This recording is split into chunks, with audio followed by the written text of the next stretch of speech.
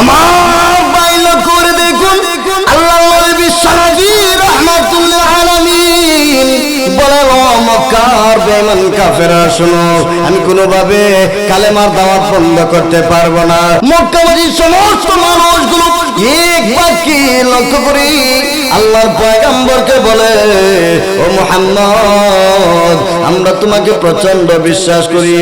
ও মুহাম্মদ, বিশ্বাস করি বলেই তো আমরা তোমাকে আল আমিন উপাধি দিয়েছি। মুহাম্মদ, বিশ্বাস করি বলেই তো আমরা তোমাকে as-সাদিক উপাধি দিয়েছি। তুমি যদি কিছু বলতে চাও বলো, আমরা অবশ্যই তোমার কথা বিশ্বাস করব, এতে কোনো সন্দেহ রাখবো না। ও মুহাম্মদ, মক্কার জমিনে তুমি তো ছোট থেকে বড় হয়েছো, শুনো, একদিনও তোমাকে তোমার মুখ ফুসকে একটা দিনও মিথ্যা কথা বের হয় নাই। আজকেও তুমি মিথ্যা কথা বলবা না। ওরে মুহাম্মদ, এবার বলো তুমি কি বলতে চাও? আল্লাহর নবী এবার সমস্ত মক্কার লোকদেরকে লক্ষ্য করে বললেন, ও মক্কাবাসী শোনো, আমি রাসূল, আমি একটু লক্ষ্য করে দেখতেছি, আমার কাছে বিষয়টা এমন লাগতেছে, আমি কিন্তু একটু লক্ষ্য করে দেখতেছি তোমাদের উপরে আসমান ওয়ালার গজব পতিত হবে, আল্লাহর গজব তোমাদের উপরে পতিত হবে। ও মক্কাবাসী শোনো, আসমান ওয়ালার গজব তোমাদের উপরে যে কোনো মুহূর্তে পতিত হতে পারে। তার কারণ হয়েছে তোমরা এক আল্লাহর ইবাদত না করে তোমরা মূর্তি পূজার ইবাদত করো। মূর্তি পূজার ইবাদত করো, মূর্তি পূজার ইবাদত করা যাবে না। একমাত্র আল্লাহর ইবাদত করতে হবে, একমাত্র আল্লাহর গোলামি করতে হবে। মূর্তি পূজার ইবাদত এটা যুগ যুগ ধরে কুসংস্কার, এটা মানুষ নিজেই মূর্তি বানায়, নিজেই মূর্তির পূজা করে। ও মক্কাবাসী শোনো, মূর্তি পূজা করা যাবে না, তোমাদেরকে এক আল্লাহর গোলামি করতে হবে। তোমরা শোনো, আল্লাহর পয়গম্বর স্পষ্টভাবে জানিয়ে দিলেন, ইয়া আইয়ুহান নাস কুলু লা ইলাহা ইল্লাল্লাহু তুফলিহুন। আল্লাহর নবী বলেন, ও মক্কাবাসীরা শোনো, তোমরা একমাত্র এই কালিমাটা গ্রহণ করে নাও, লা ইলাহা ইল্লাল্লাহ, এই কালিমাটা গ্রহণ করে নাও। আল্লাহ ছাড়া কোনো মাবুদ নাই, আল্লাহ ছাড়া কোনো পালনকর্তা নাই, আল্লাহ ছাড়া কোনো সৃষ্টিকর্তা নাই। ও মক্কাবাসী, যদি তোমরা এই কালিমাটা মেনে নাও রে, যদি তোমরা এই কালিমা গ্রহণ করো, তুফলিহুন, তোমরা দুনিয়া আখিরাতে সফল কাম হয়ে যাবে।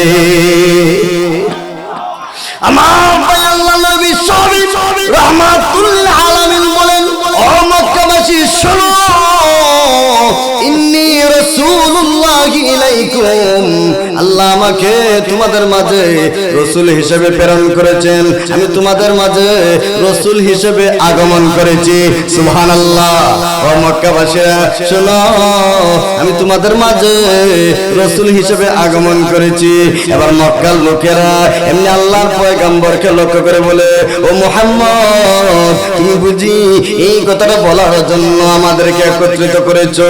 মুহাম্মদ, তুমি তো দেখা যায় আমাদের বাপ দাদার ধর্মের বিরুদ্ধে কথা বলো। ও মুহাম্মদ, তোমার কি হয়েছে?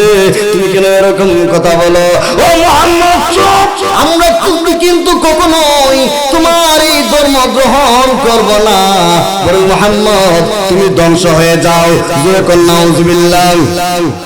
আল্লাহর পয়গম্বরকে বলে, মুহাম্মদ তুমি ধ্বংস হয়ে যাও, আমরা তোমার কালিমার দাওয়াত গ্রহণ করব না, বরং শোনো, তুমি যদি এটা পাগলামের কারণে বলে থাকো, ও মুহাম্মদ, আমরা তোমাকে এই দাওয়াত যদি তুমি বন্ধ করে দাও রে, তোমার জন্য আমাদের পক্ষ থেকে বিশেষ বিশেষ অফার আছে।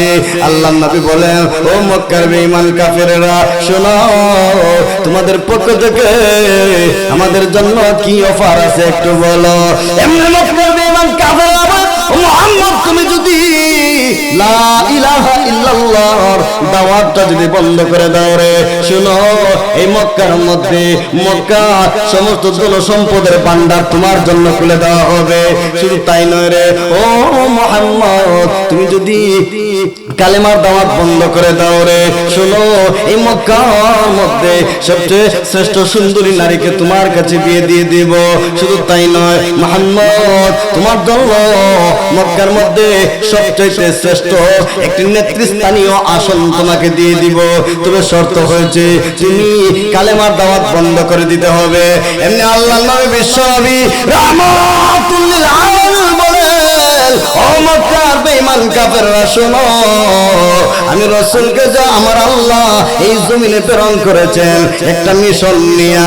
শোনো, তোমরা যদি আমার এক হাতের মধ্যে চন্দ্র এনে দাও আর এক হাতের মধ্যে সূর্য এনে দাও, ও মক্কার কাফেররা শোনো, যদি চন্দ্র সূর্য এনে দাও তোমাদের জন্য যেমনি ভাবে চন্দ্র হাতের মধ্যে এনে দেওয়া সম্ভব, সূর্য হাতের মধ্যে এনে দেওয়া সম্ভব, ঠিক তেমনি ভাবে আমি রাসূলের জন্য কালেমার দাওয়াত বন্ধ করে দেওয়া সম্ভব।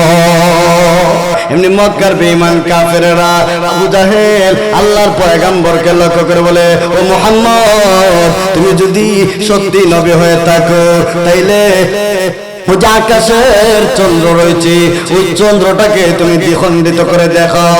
যদি আকাশের চন্দ্রকে দ্বিখণ্ডিত করতে পারো তাহলে মেনে নিব তুমি আসলেই একজন নবী, তুমি আসলেই একজন পয়গম্বর। আরে মুহাম্মদ, শুধু মেনে নিয়ে শেষ না, আমরাও তোমার হাতে হাত রেখে কালেমা পড়ে মুসলমান হয়ে যাব। আল্লাহর পয়গম্বর মহান আল্লাহর কাছে দোয়া করলেন। আল্লাহর নবী আল্লাহর কাছে দোয়া করার পরে এবার আকাশে চন্দ্রের দিকে তাকিয়ে আল্লাহর নবী শাহাদাত আঙ্গুলে দ্বারা ইশারা করলেন। মুহূর্তের ভিতরে চন্দ্রটা দ্বিখণ্ডিত হয়ে গেছে। আল্লাহর নবী বিশ্বনবী লক্ষ্য করে বলেন, ও আবু জাহেল, চন্দ্র তো দ্বিখণ্ডিত হয়ে গেছে, এখন তো তুমি কালেমা পড়ে মুসলমান হতে হবে। মক্কার সমস্ত বেঈমান কাফেরদেরকে বললেন, চন্দ্র তো দ্বিখণ্ডিত হয়ে গেছে, এবার কালেমা পড়ে মুসলমান হও। এমনি আবু জাহেল ডেকে কয়, বাতিজা মুহাম্মদ, তুমি তো অনেক বড় জাদুগীর, তোমার জাদু তো শুধুমাত্র দেওয়া যায় জমিনে না, তোমার জাদু তো দেওয়া গেছে নাউজুবিল্লাহ। আল্লাহর পয়গম্বরকে বলে, ও মুহাম্মদ, তুমি তো অনেক বড় জাদুঘর, তোমার জাদু তো আর জমিনে বাকি নাই, আকাশে পর্যন্ত চলে গেছে। তোমার মতন জাদুঘরকে কোনো সময় আমরা নবী বলে মেনে নিব না। কারণ হয়েছে, ওরে মুহাম্মদ, তুমি তো আমাদের চোখের সামনেই বড় হয়েছ, তোমার শৈশবকাল কৈশোরকাল সব কিছু তো আমরা দেখলাম। মুহাম্মদ, এখন তুমি নিজেকে নবী বলে দাবি করো, তুমি তো আমাদের মতন খাবার খাও, বাজারে যাও, ঘুমাও। ওরে মুহাম্মদ, এখন তুমি নবী বলে দাবি করো, এটা মেনে নিব না। আমার আল্লাহ নবী বিশ্বনবী মনে বড় আঘাত পেয়েছেন। আল্লাহ নবীর ভিতরে অনেক কষ্ট, আপন মানুষগুলো তাওহীদের বিরোধিতা করে আল্লাহ নবী যখন কষ্ট পায়, আমার আল্লাহ সূরা নাযিল করে আল্লাহ তার রাসূলকে সান্ত্বনা দান করে। ও নবী, ও নবী, মক্কার কাফিররা আপনাকে জাদুঘর বলে, পাগল বলে, আপনি কষ্ট নিয়েন না। রাসূল কয়, ও আল্লাহ, কষ্ট নিবেন না, এটা বলেন কি? আল্লাহ বলেন, নবী আমার, এই বেঈমানগুলো অতীতে যত নবী রাসূলগণ এসেছিলেন প্রত্যেককেই এরা পাগল বলছে। নাউজুবিল্লাহ। মুসা আলাইহিস সালাতু ওয়াস সালাম ফেরাউনকে যখন দাওয়াত দিলেন, ফেরাউন কয়, মুসা তুমি একটা পাগল, আমার মতন খোদা থাকতে আর কোন খোদার দাওয়াত দাও। ইব্রাহিম আলাইহিস সালাতু ওয়াস সালাম দাওয়াত দিলেন নমরুদরে।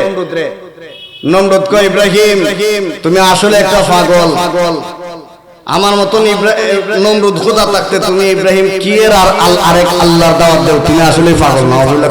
ফিতেন না।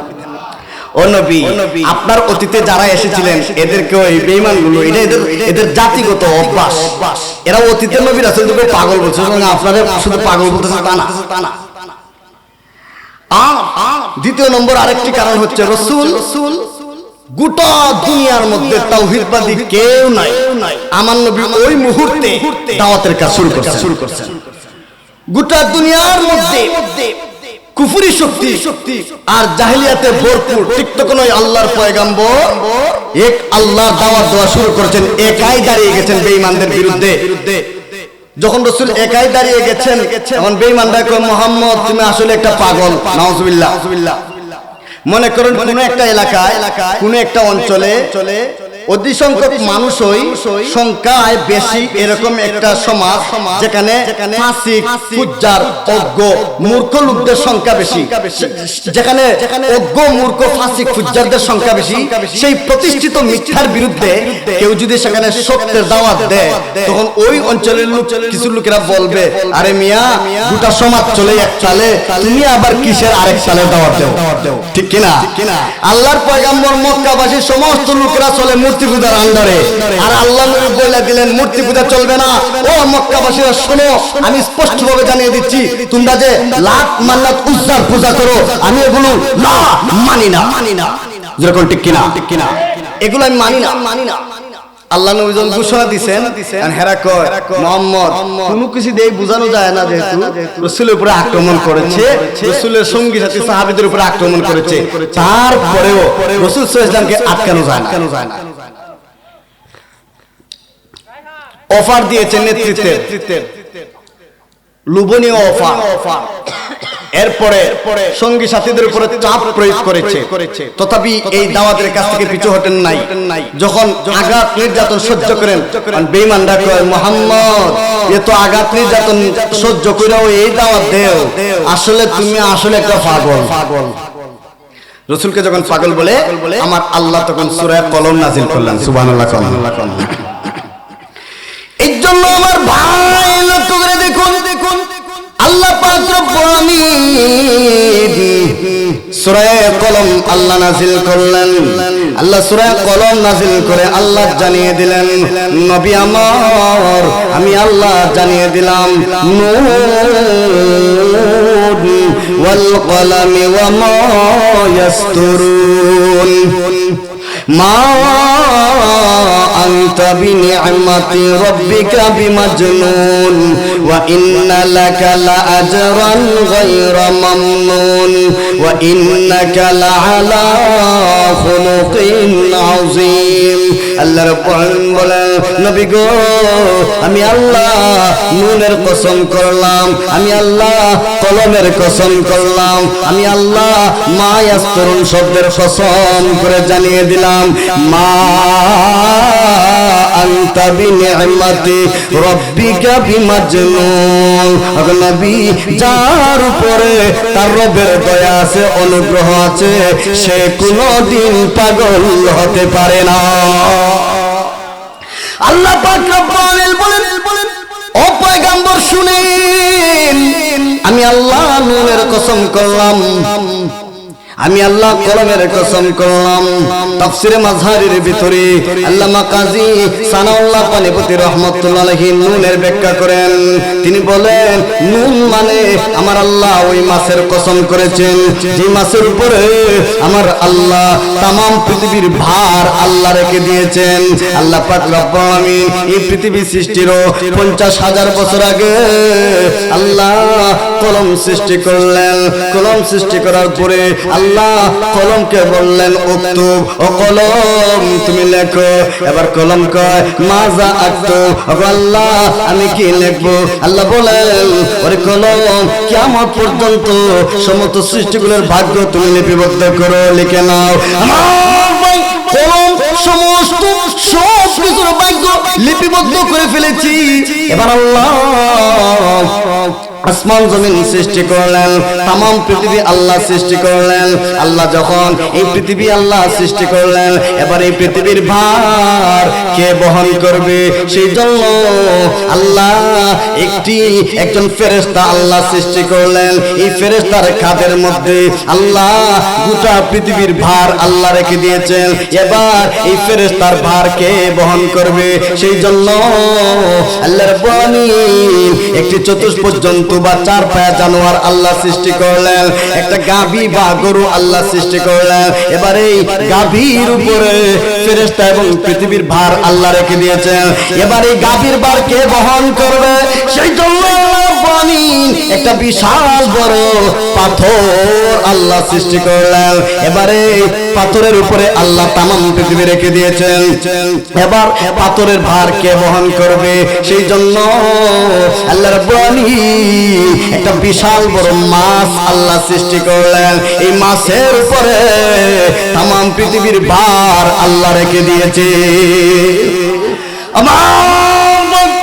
এই মাছের উপরে তামাম পৃথিবীর ভার আল্লাহ রেখে দিয়েছেন।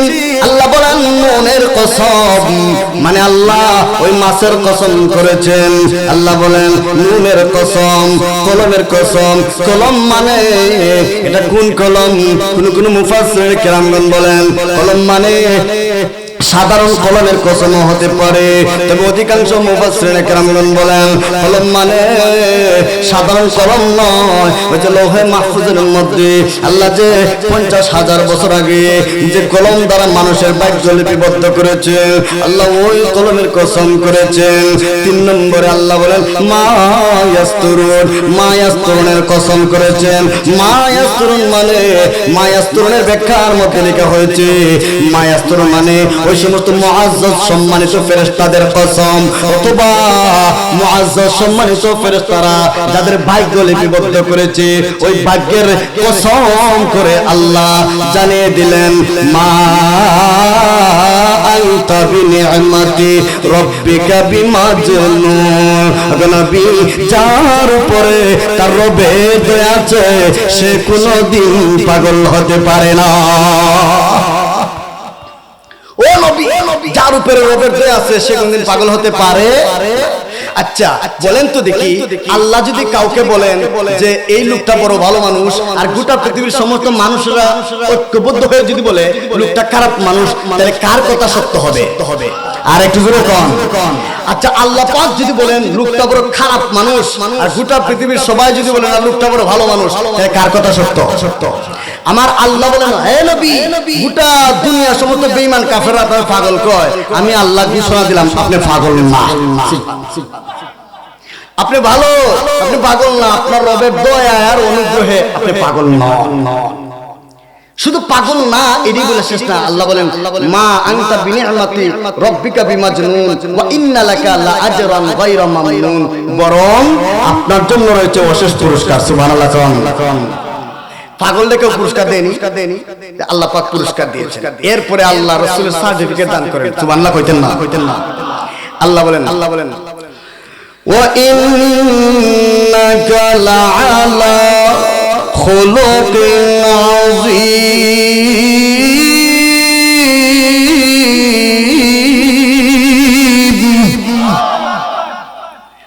আল্লাহ হে নবী, আমি আল্লাহ আপনাকে মহান চরিত্র দান করলাম। সুবহানাল্লাহ। চরিত্র তাফসীর কারকগণ লেখেন চরিত্র 3 প্রকার। একটা আওয়াজ বাড়িয়ে বলেন চরিত্র কয় প্রকার? মুফাসসিরিন কেরামগণ বলেন চরিত্র 3 প্রকার। একটি হচ্ছে খুলুকে হাসান, আরেকটি হচ্ছে খুলুকে কারীম, আরেকটি হচ্ছে খুলুকে আযীম। হাসান মানে ভালো চরিত্র, আর কারীম মানে উত্তম চরিত্র, আযীম মানে মহান চরিত্র। ভালো চরিত্র কাকে বলে? উত্তম চরিত্র কাকে বলে? মহান চরিত্র কাকে বলে? ভালো চরিত্র হয়েছে মনে করেন এই চাটনি পাড়ার এক মুসলমান আরেক মুসলমানদের একটা থাপ্পড় মারছে। কি মারছে? চাটনি পাড়ার এক মুসলমান আরেক মুসলমানকে 100 পাওয়ারি ওজনের একটা থাপ্পড় মেরেছে।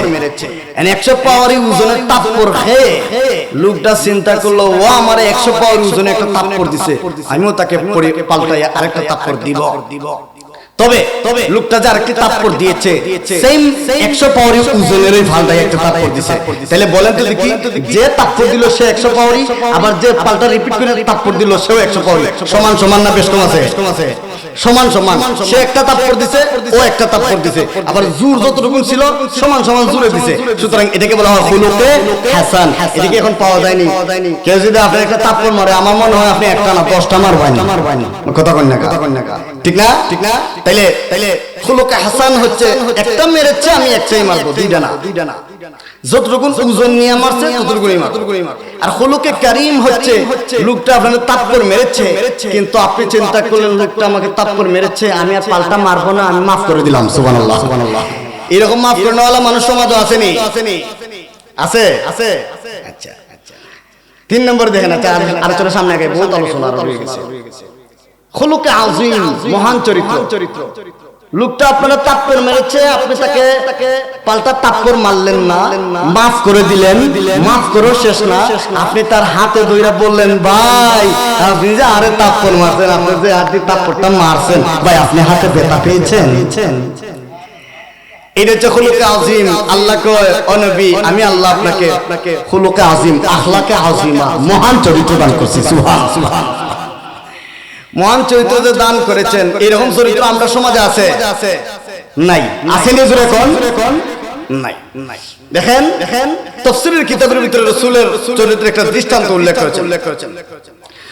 আমার বাইল করে দেখুন, মুফাসসির কিরামগণ তাফসীরের কিতাবের ভিতরে একটা দৃষ্টান্ত উল্লেখ করেছেন।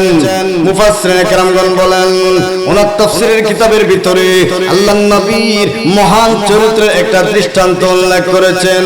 নবীজির মহান চরিত্র বোঝাতে যে এবার দেখা যায় তাফসীরের কিতাবের ভিতরে যে ঘটনাটা উল্লেখ করা হয়েছে, মুফাসসির কিরামগণ বলেন, আল্লাহর নবী একটা গাছের নিচের মধ্যে শায়িত ছিলেন, একটু বিশ্রাম নিচ্ছেন, একটু আরাম করতেছেন। আল্লাহর নবী একটি গাছের নিচে যখন বিশ্রাম নিচ্ছেন, নবীজি ওনার তরবারিটাকে গাছের মধ্যে ঝুলন্ত রেখে আল্লাহর নবী একটু আরাম করতেছেন, বিশ্রাম নিচ্ছেন। এমন তো অবস্থা, দূর থেকে একটা বেঈমান, একটা ইহুদি আমার রাসূলকে টার্গেট করলো।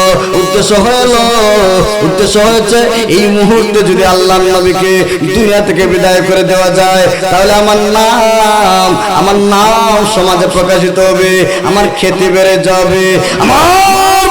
আল্লাহ নবী বিক্রি নিচ্ছি, তিনি ঘুমন্ত অবস্থায় চোখের মধ্যে ঘুম চলে এসেছে, আল্লাহ নবী ঘুমায়, আর এদিকে এই ইহুদি লোকটা একটু অপেক্ষা করতেছে।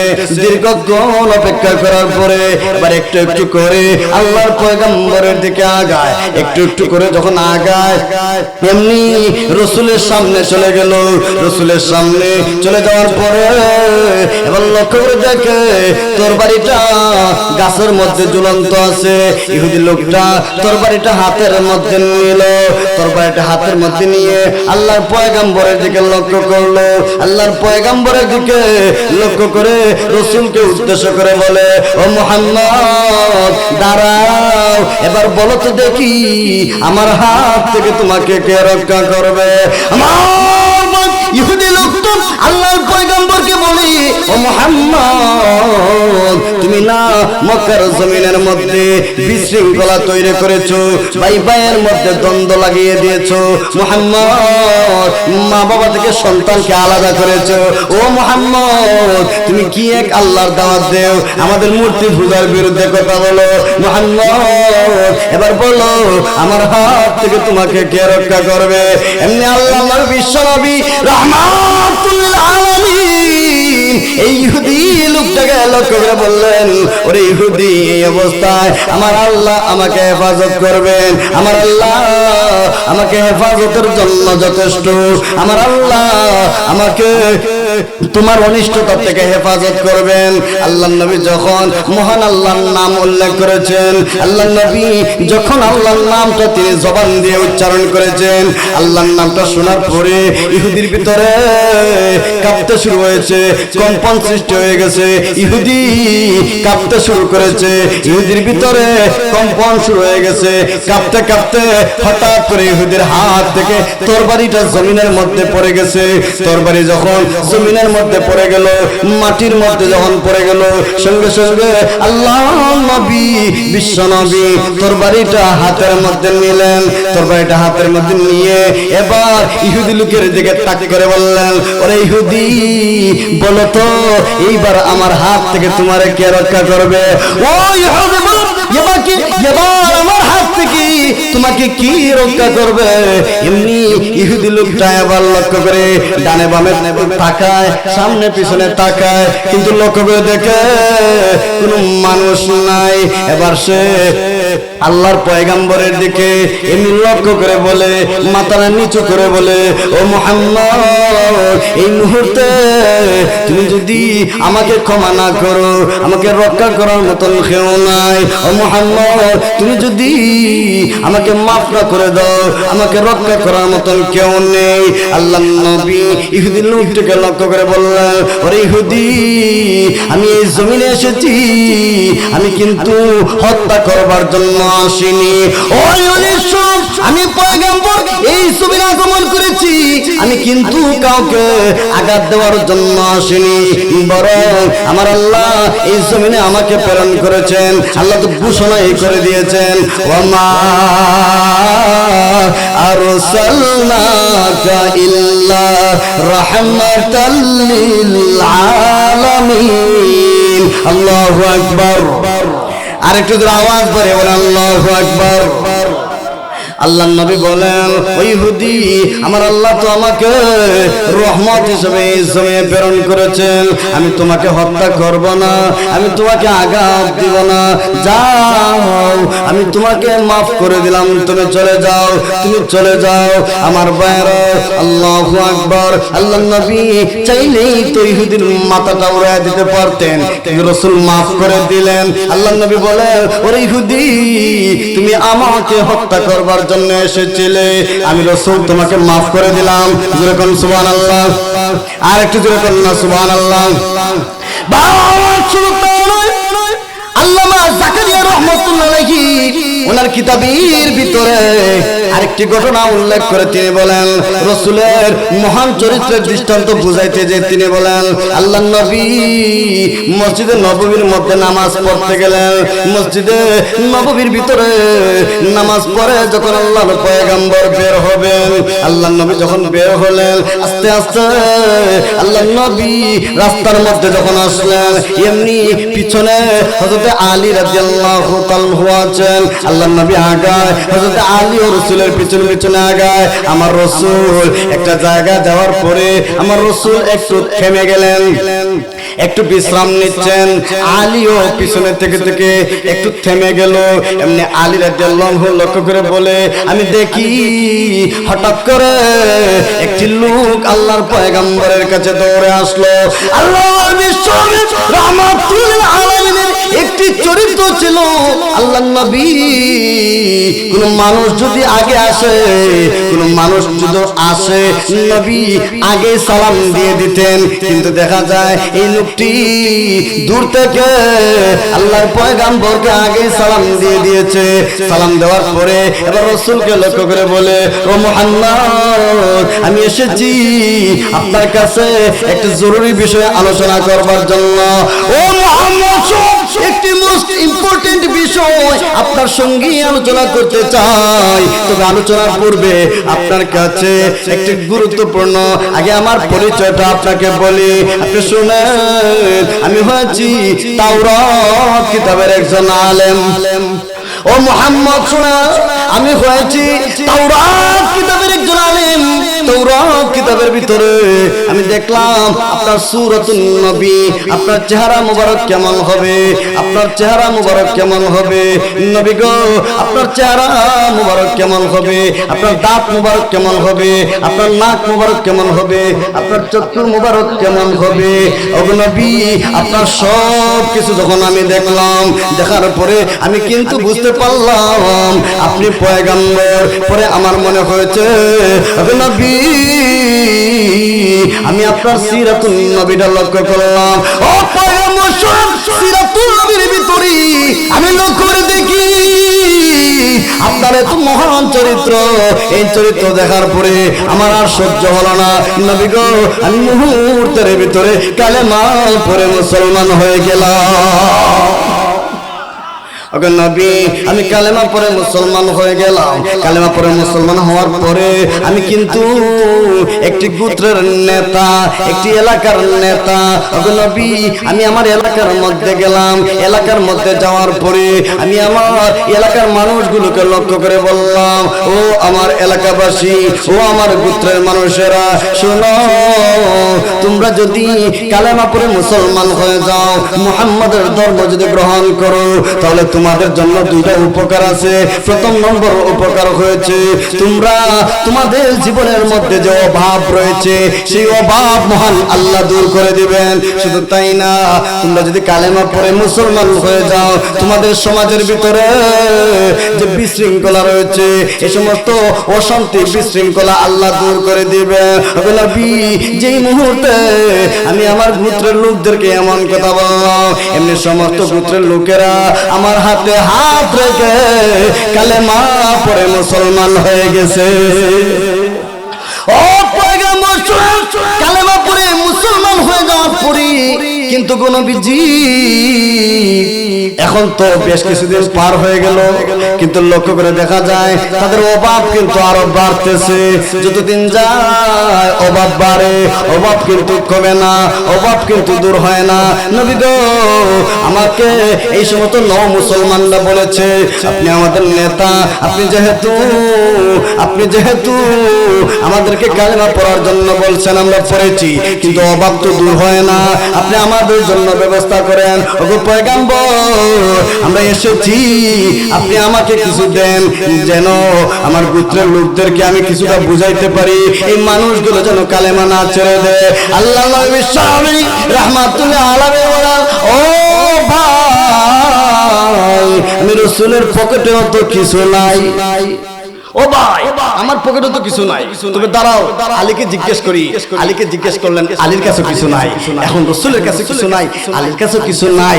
এমনি এক দূর থেকে এক ইহুদি লোক সে দৌড়ে এসে বলতেছে, ও মুহাম্মদ, আমি এতক্ষণ পর্যন্ত আপনাদের আলোচনা লক্ষ্য করেছি, যেহেতু কিছু মুসলমানরা ঠেকায় পড়ে গেছে, তাই আমি আপনাকে হেল্প করব, সহযোগিতা করব।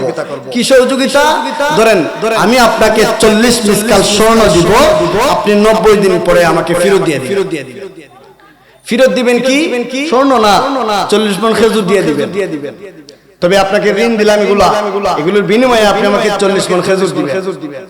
রাসূল পাক সাল্লাল্লাহু আলাইহি ওয়াসাল্লাম দেখলেন বিষয়টা ভালোই, তিনি নিলেন এবং এই 40 মণ খেজুর দেওয়ার ওয়াদায় তিনি 40 মিসকাল স্বর্ণ নিলেন এবং নিয়ে আলীকে বললেন, আলী যাও, এখান থেকে কিছু খরিদ কইরা আর মুসলিমদের জন্য কিছু খরিদ করে কিনে দাও এবং বাকিগুলো তাদেরকে দিয়ে দাও। আর এই লোকটাকে বললেন, ভাই, এই মুসলিম যারা হয়েছে তাদের প্রতি খেয়াল রেখো, তারা যেন ইসলাম ধর্ম ছেড়ে না দেয়। আমার ভাই রাসূল তো এদিকে দিয়ে দিলেন, কিন্তু যেই লোকটি, ইহুদি লোকটি রাসূলকে 40 মিসকাল স্বর্ণ দিয়েছে, ওই লোকটাও তাওরাত কিতাবের একজন আলেম। সে রাসূলকে পরীক্ষা করতে চায় যে রাসূলের চরিত্রটা কেমন, রাসূলের চরিত্র কেমন এটা পরীক্ষা করতে চায়। পরীক্ষা করার জন্য বিভিন্ন টেকনিক আছে। এই লোকটি চিন্তা করলো, তাওরাতের মধ্যে তো আমি রাসূলের সূরাতুন নবী পেয়েছি, সূরত কেমন, সিরাত কেমন এটাও পেয়েছি, প্র্যাকটিক্যালি একটু পরীক্ষা করে দেখি। এখন প্র্যাকটিক্যালি পরীক্ষা করবে কিভাবে? এখন প্র্যাকটিক্যালি পরীক্ষা করার জন্য সে চিন্তা করলো, 90 দিনের ওয়াদা দিছি, আমি 3 দিন আগেই চলে আসবো, আর 3 দিন আগে এসে রাসূলের কলারের মধ্যে ধরবো, দুইটা একটা বাজে ভাবে একটা ব্যবহার করব, এতেই বুঝে নিব আসলে উনি সত্যই মহান নবী কিনা, আসলে উনার চরিত্র মহান কিনা। এই একটা অবস্থা আছে। ঠিক ওই অবস্থায় 87তম দিনের দিন রাসূলের একজন সাহাবী ইন্তেকাল করেন। আল্লাহর নবী ওইদিকে যাওয়ার পরে এই সাহাবীর ইন্তেকাল হয়, রাসূল জানাজা নামাজ পড়লেন, ফিরত আসলেন, রাস্তার মধ্যে বিশ্রাম নিচ্ছেন। এই জামাতের মধ্যে উমরে ফারুক রাদিয়াল্লাহু আনহু সহ বিভিন্ন বড় বড় সাহাবীরা আছেন। আমার বাইরে করে দেখুন, আল্লাহর নবী রাহমাতুল্লিল আলামিন এবার একটি রাস্তার মধ্যে আল্লাহর নবী বিশ্রাম নিচ্ছেন। ঠিক ওই অবস্থায় নবী যখন বিশ্রাম নেন, ওই অবস্থায় নয়, লক্ষ্য করে দেখেন এমনি ওই ইহুদি লোকটা দৌড়ে আসছে, সাহাবায়ে কেরামদের বিতর্কে ভেদ করে রাসূলের কাছে চলে এসেছে, এসে রাসূলের কলারের মধ্যে জুড়ে ধরেছে, এমনি কাপড়ি মেরে ধরেছে, আর রাসূলকে বলে, ও মুহাম্মদ, শিক্ষবেই তো আপনি 40 মিসকাল স্বর্ণ নিলেন, এখনো তো কোনো খবর নাই। রাসূলকে যখন এইভাবে এই আচরণ করতেছে, এমনি আল্লাহর নবীর সাহাবী উমর দূর থেকে লক্ষ্য করে দেখতেছেন। উমর কিন্তু উনি দূর থেকে দেখে ফেলেছেন, উনি দৌড়ে চলে আসলেন, এসে এই লোকটার গলার মধ্যে টিপে বেঁধে ধরলেন। আল্লাহর নবী বলেন, ও উমর, তুমি তাকে ছেড়ে দাও। উমর কয়, নবী গো, আপনি অর্ডার করেন, আমি লোকটার গর্দান থেকে মাথাটা আলাদা করে দেই। আল্লাহর নবী বিশ্বনবী রাহমাতুল লিল আলামিন উমরকে বললেন, ওরে উমর, লোকটা তো পাওনাদার, আমি হচ্ছি দেনাদার, লোকটার কাছ থেকে আমি কিছু স্বর্ণ ঋণ নিয়েছিলাম, তুমি হয়তো জানো না, তুমি তাকে ছেড়ে দাও। আল্লাহর নবীর কথা শুনে উমর লোকটাকে ছেড়ে দিলেন। এবার নবী বলেন, ভাই, আপনার তো আরো 3 দিন বাকি আছে, আপনি আগেই কেন চলে আসলেন, এসে আমার সঙ্গে কেন এরকম অশুভ আচরণ করলা? আচ্ছা ঠিক আছে, যাও, আমি রাসূল তোমাকে মাফ করে দিলাম। আল্লাহু আকবার। আল্লাহর পয়গম্বর এবার উমরকে লক্ষ্য করে বললেন, আরে উমর, এই লোকের জন্য 40 মণ খেজুর আগে থেকে প্রস্তুত আছে, এর চাইতে আরো বেশি আছে, যাও আরো 5 মণ খেজুর তাকে একটু বেশি দিও। উমর কয়, গো নবী, আরো 5 মণ কেন বেশি দেব? তুমি গলার মধ্যে টিপি দিয়ে ধরছো, এটার একটা জরিমানা, আগে 40 মণ, আর এখন জরিমানা সহ কয় মণ? 5 মণ, 45 মণ দিও। উমর কয়, ঠিক আছে, গেছেন, 40 মণ দিবেন, আর 5 মণ জরিমানা সহ দিবেন। এমনি লোকটা কয়, উমর, কিসের 40 মণ আর 5 মণ? বাদ দাও। উমর কয়, কেন? আমি কিন্তু আসলে ওনাকে পরীক্ষা করবার জন্য এসেছি, উনি আসলেই সত্যিকারের পয়গম্বর কিনা, উনি আসলেই ওনার মহান চরিত্র আছে কিনা, আমি যতটুকু দেখছি উনি মহান চরিত্রের অধিকারী। আমি আর বিলম্ব করতে চাই না, এই মুহূর্তের ভিতরে কালেমা পড়ে মুসলমান হয়ে যেতে চাই। সুবহানাল্লাহ। রাসূলের চরিত্র দেখে মুসলমান হয়ে গেছে। আমরা চরিত্র কি বুঝেন? আমরা তো এখন তো সময় আসতেছে এমন স্লোগান দের, ভাই, হ্যাঁ, আমার নেতার চরিত্র ফুলের মতন পবিত্র, কয় না? চরিত্র 3টার মধ্যে কোন একটা আছে? আচ্ছা, এই যে লোকটা যে রাসূলের গলার মধ্যে টিপিতে ধরছিল, রাসূল তো বললেন ছেড়ে দাও। আপনার আমার সামনে একজন নেতার গলার মধ্যে টিপিতে ধরেন তো, বাইচা ফিরতে পারবেন? নেতা কইব, ওই অন্য কবর ঢুকাইছস না, ঠিক না? এই জন্য আমার ভাই, চরিত্র যদি কাউকে বুঝতে হয়, মুফাসসিরিন কেরামগণ বলেন 3টা পদ্ধতিতে তোমরা দেখবা চরিত্র। প্রথম নম্বর হচ্ছে, মনে করেন 3টা পদ্ধতি অবলম্বন করলেই বুঝতে পারবেন আসলে একজন লোকের চরিত্র কতটুকু ভালো আর খারাপ। যেমন মনে করেন কোন লোক, কোন ব্যক্তি,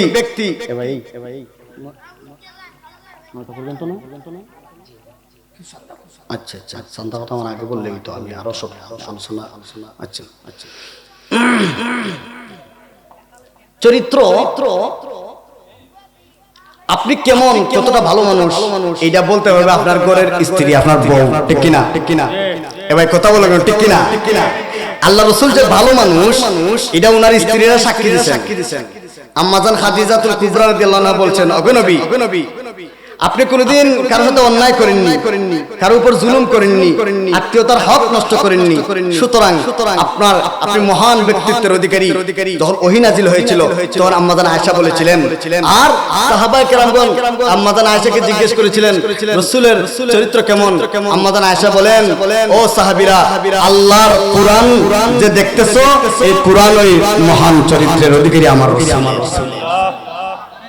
কুরআনে যা আছে সবই রাসূলের চরিত্র। আপনার স্ত্রীরা কি আপনাদের ব্যাপারে বলবে আপনাদের চরিত্র ভালো? বলবে? কাকার স্ত্রী বলবে? হাত তুলে এই দেন, বুঝেন নাই মনে হয় না? আপনাদের চরিত্র যে ভালো, আপনাদের স্ত্রী কি বলবে? হাত তুলেন না। প্রথমে বিয়ে করছেন কে ভাই? হাত তুলে। বিয়ে করছেন না? বিয়ে যারা করছেন হাত তুললেন না। বই তো নাই, হাত তুলেন কা? আচ্ছা, দেখেন একটা লোক ভালো, সে চিন্তা করলো বউয়ের কাছে কেমনে ভালো যায়। এই জন্য লোকটা বড় ফিরসাফ টাইপের, আল্লাহর কাছে কান্নাকাটি করে দোয়া করতে করতে একটু একটা কেরামতি পেয়েছে, আকাশে দিয়ে উড়াল দিছে। পরের দিন বউরে জিগায়, ওই যে আকাশে দিয়ে উড়াল দিছে দেখছনি? ও দেখছি তো, লোকটা অনেক বড় আল্লাহওয়ালা কামিল মানুষ, আকাশে দিয়ে উড়াল দিছে। মানে স্বামী কয় ওই লোকটা আমি ছিলাম। ও এর লাগে একটু বাঁকা হয়ে গেছে। মানে স্বামী সহজেই স্ত্রীর কাছে কি হতে পারবে না, ভালো হতে পারবে না। একবার এক লোক চাচা ধনাঢ্য ব্যক্তি, ধন সম্পদ বেশি, তো বাতিজা একটা মাছ, বড় আকারের একটা মাছ রেখে উঠে দেয় না, এই বসেন আলোচনা শেষের দিকে, শেষ এই উঠে দেন না, ওয়াদা দিছেন কিন্তু উঠে দেন না। চাচার কাছে না বড় মাছটা বিক্রি করছে। চাচা আজকে ঘুম থেকে উঠেই জাল দিয়ে একটা বড় মাছ মারছি, ভাবলাম আমার চাচারে না দিয়ে আসি। চাচা নেন। চাচা চিন্তা করলো বাতিজা একটা বড় মাছ মেরে আমার জন্য এনেছে, বাতিজার খালি হাতে দেই কি হবে, ধরো বাতিজা 7,000 টাকা নাও, মাছটা দাও। 7,000 টাকা দিছে। এখন চাচা গরু নিছে এই মাছটা নেওয়ার পরে বউ কয় মাছটা কিনছেন, কত টাকা দিয়া? 7,000 টাকা দিয়া। আপনার মাছ আপনি খান, আমি না। ওকে কিছে এত দাম দিয়ে কি এই মাছটা কিনলেন? না, বাতিজা আমার বড় প্রশংসা করেছে, আর আমিও তো ধনাঢ্য মানুষ, আমার তো অর্থ সম্পদের অভাব নাই, তাই একটু কিনলাম আর না, মাছটা ফেরত দেন। বউটা ছিল বড় হিসাবে, না মাছটা ফেরত দেন। চাচা কয় কেমনে মাছ ফেরত দিন? আপনি তাকে বলবেন, তাকে বাতিজারে ডাক দিয়ে না বলবেন যে মাছটা বেটা না বেডি। যদি কয় মাছটা বেটা, তাহলে আপনি কইবেন আমি বেটা মাছ খাই না, আমি বেডি মাছ খাই। আর যদি কয় মাছটা বেডি, তাহলে আপনি বলবেন যে বেডি মাছ খাই না, আমি বেটা মাছ খাই। তো একটা উসিলা করে আপনি মাছটা ফেরত দিতে পারবেন। ঠিক আছে, বউ তো বুদ্ধি ভালো। এমন আছে বাতিজা, আসেন তো, আসো বাড়িতে আসো। কি হইছে চাচা, তুমি যে আমার মাছটা দিছো, এই মাছটা বেডা মাছ না বেডি মাছ? বাতিজা কয় চাচা মাছটা বেডাও না বেডিও না। চাচা এত খুশি হইছে উত্তর শুনলা, কত নে আরো 7,000। কত হইছে? 14,000। 14,000 দিতেছে গাড়ি বাইন্দা, বাংতি কয়েক টাকা নিচে পড়ে।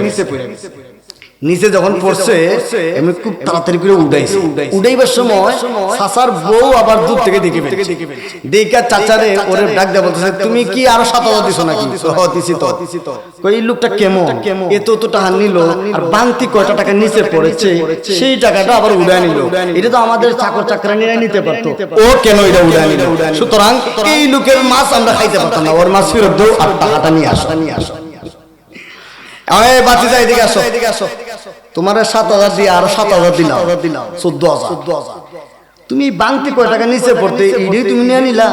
এদিকে একটা কাম করলা, এটা তো গরিব লোকরা নিতে পারতো, তুমি এটা নিলা কেন? বাতিজা কয় চাচা আপনি নিজে দিচ্ছেন, আপনি সম্মানিত মানুষ, আপনার নিজের হাতে টাকাটা দিচ্ছেন আমাকে, এই টাকাটা মাটিতে পড়েছে, কেউ না দেখে যদি ফাইরা উইরা বেরা যায়, আপনার ইজ্জত কি আর থাকে? সুতরাং আপনার যাতে ইজ্জত থাকে আমি টাকাটা খুব তাড়াতাড়ি করে তুলে দিছি। চাচা কয় দোল নে আরো 7,000।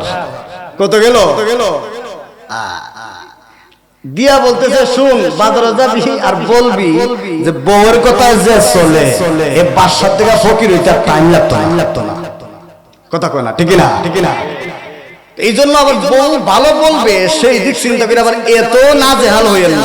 বউ উঠ বললে উঠেন, বস বললে বসেন, এরকম হওয়া যাবে। আমার ভাই রাসূল মুফাসসিরিনে কেরামগণ বলেন, একজন মানুষ ভালো কি না খারাপ, তার ঘরের স্ত্রী যদি বলে আমার স্বামী বড় ভালো মানুষ, বিশ্বাস করতে হবে আসলে লোকটা ভালো মানুষ।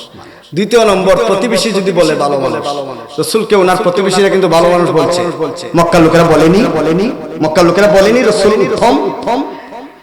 সুতরাং আপনার প্রতিবেশী লোকেরা যদি কয় আপনি ভালো, আসলে আপনি ভালো। তৃতীয় নম্বর, আপনার পার্সোনাল সেক্রেটারি, খাদিম, বা আপনার ঘরের 6 মাসে যে কামলা রাখেন, বা দোকানের যে কর্মচারী রাখেন, বা আপনার ড্রাইভার, এই লোকগুলো যদি কয় আমার মুনিব বড় ভালো মানুষ, বা আমার মালিক বড় ভালো মানুষ, আমার সাহেব বড় ভালো মানুষ, তাহলে বিশ্বাস করতে হবে আসলে কি আছে লোকটা। রাসূল পাক সাল্লাল্লাহু আলাইহি সাল্লামকে কি বলে নাই? হযরত আনাস রাদিয়াল্লাহু আনহু রাসূলের খাদিম ছিলেন, ঠিক না? খাদিম তিনি বলছেন যে রাসূলের চরিত্র ছিল মহান, একটা দিন রাসূল বলেন নাই উফ। সুতরাং আমার ভাই আসেন, এই মাহফিলটা মসজিদের মাহফিল, আপনাদেরই মসজিদ। আমি মনে হয় আরো 4-5 বছর আগে একবার আসছিলাম, তাই না?